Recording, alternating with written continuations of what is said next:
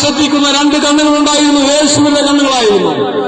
ആ മനുഷ്യൻ യേശുവിന്റെ കാലത്ത് വീഴുമ്പോ അവനെ അന്നുവരെ തകർത്തു കളഞ്ഞ, അവന്റെ ജീവിതത്തെ ഉടച്ചു കളഞ്ഞ, അവന്റെ ജീവിതത്തെ നിരാശകൾ കൊണ്ടിട്ട്, പ്രതികൂലങ്ങളെ കൊണ്ടിട്ട് അവനെ ഭ്രാന്തനാക്കി മാറ്റിയ, ആ സമാധാനം നഷ്ടപ്പെടുത്തിയ ദുഷ്ടയാവാര പിശാചിനെ 6000 ഭൂതത്തെ യേശു ശാസ്ത്രം വിട്ടിട്ട് അവനെ ഒരു ദൈവമകനാക്കി തിരിച്ചു കൊടുക്കുവാനിടയായി തീർന്നു.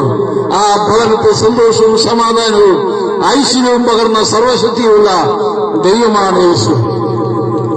ജീവിതത്തിൽ നാം അനുഭവിക്കുന്ന ഏത് പ്രതിസന്ധികളെയും മാറ്റുവാൻ കഴിയുന്ന സർവശക്തനായ ദൈവമാണ് യേശു. കരയുന്ന തന്റെ കുഞ്ഞുങ്ങളുടെ കണ്ണുനീര് തുടയ്ക്കുന്ന കർത്താവ് ഇന്ന് പകൽക്കാലം ഞങ്ങളെ ഈ ദേശത്തേക്ക് വിട്ടിരിക്കുന്നത് ഇത് പറയാനായിട്ടാണ്. ആമേ, നിങ്ങളെ ആരെയോ കർത്താവ് കാണുന്നു, സ്നേഹിക്കുന്നു. നിങ്ങളാർക്കോ പ്രതിസന്ധിയിലൂടെ കടന്നു പോകുന്നു.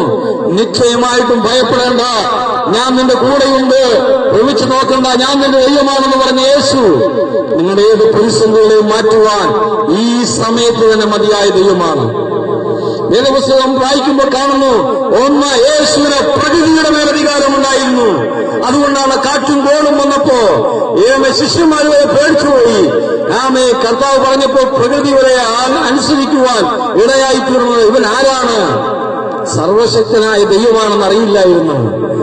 ആമേ, ഭൂതങ്ങളുടെ മേൽ അവൻ അധികാരമുണ്ട്. 6000 ഭൂതങ്ങളുടെ ജീവിതം തകർന്നവനെ ഒരു നല്ല ദൈവമകനാക്കി തീർത്ത യേശുവാണ്. പ്രകൃതിയുടെ മേൽ തന്നെയല്ല, ഭൂതങ്ങളുടെ മേൽ തന്നെയല്ല കർത്താവിന് അധികാരമുള്ളത്. ഇതാ അവൾ പടകിൽ നിന്നും ആ മകനെ സൗഖ്യമാക്കി കൊടുത്തിട്ട് ദൈവമകനാക്കിയിട്ട് നേരെ ഇക്കില വരുമ്പോ